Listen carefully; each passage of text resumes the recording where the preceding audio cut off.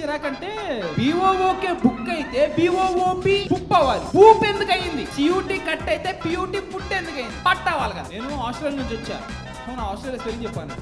India మాది. India is my country. All Indians are my brothers and sisters. I love my country and I am proud of its rich variety. ఇది కూడా రాదురా నీకు అని. ఒకరోజు ఎర్ర టెండలో నేను మా అల్లుడు 10th క్లాస్ అనమాట. నేను అప్పుడు ఇంజనీరింగ్. నేను అల్లుడు కలిసి వెళ్తూ ఉన్నాం.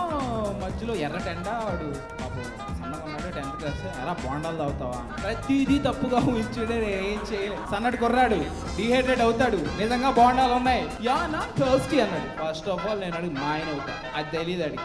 ఓకే బాబు ఎంత బాగుండావు అంటే 50 రూపాయలు తయారు కొట్టు 2 అన్న. బాగుండా అంతా తాగేసిన తర్వాత ఎంత అయిందన్నా నేను అన్నా. వీడు చెప్పేలోపు వీడు ఎస్ అన్నా I don't have any prejudice అన్నాడు.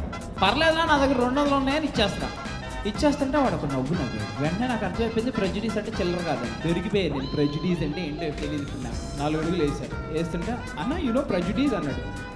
ఎన్నిపోక మళ్ళీ దాని దగ్గరికి వచ్చావేంట్రా, నాకది తెలీదు. తర్వాత నేను ప్రెజుడీస్ అంటే నువ్వు చెప్పరా అన్న. పిల్ల పూకు ఓన్లీ వర్డ్ నేర్చుకున్నాడు. ఎంబీబీఎస్ ఫుల్ ఫామ్ చెప్పు. Bachelor of science, bachelor of medicine, bachelor of medicine, bachelor of surgery. పర్లేదు, ఆల్మోస్ట్ వచ్చాడు అని. ఇది నేను పొద్దునే తెలుసుకున్నా.